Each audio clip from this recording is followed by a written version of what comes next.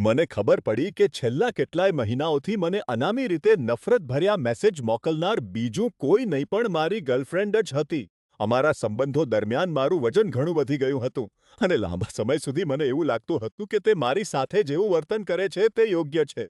તે મને ઘૃણાસ્પદ સુવર કહેતી, લોકોની સામે મારું અપમાન કરતી અને મને કહ્યું હતું કે જ્યાં સુધી હું વજન ઘટાડું નહીં ત્યાં સુધી તે મારી સાથે નિકટતા રાખશે નહીં.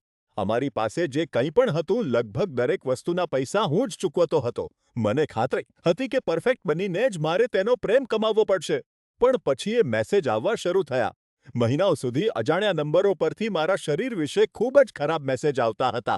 મારી ગર્લફ્રેન્ડ હંમેશા મને દિલાસો આપવા માટે તૈયાર રહેતી અને એવો ઢોંગ કરતી કે તે મને શોધવામાં મદદ કરી રહી છે કે આ હેરાન કરનારા લોકો કોણ છે. પછી નવું વર્ષ આવવાની આગલી રાત્રે મને કંઈક શંકા થઈ.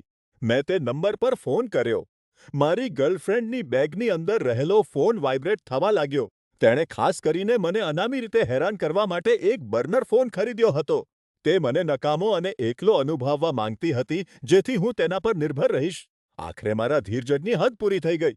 મેં તેની બેગ પેક કરી, ઘરના તાળા બદલી નાખ્યા અને મેસેજ દ્વારા તેને ડમ્પ કરી દીધો. તે તો સાવ પાગલ થઈ ગઈ. તે ચીસો પાડીને કહેવા લાગી કે હું કચરો છું. મને કહ્યું કે મારો પોતાનો પરિવાર પણ મને પ્રેમ નથી કરતો અને છેલ્લે અંદર ઘૂસવા માટે તેણે મારી બારીઓ તોડવાનો પ્રયત્ન કર્યો.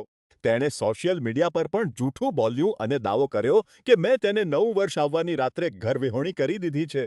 આ આઘાતમાંથી બહાર આવવામાં ઘણો સમય લાગ્યો, પણ એક વર્ષ પછી હું હવે એક અલગ જ સ્થિતિમાં છું.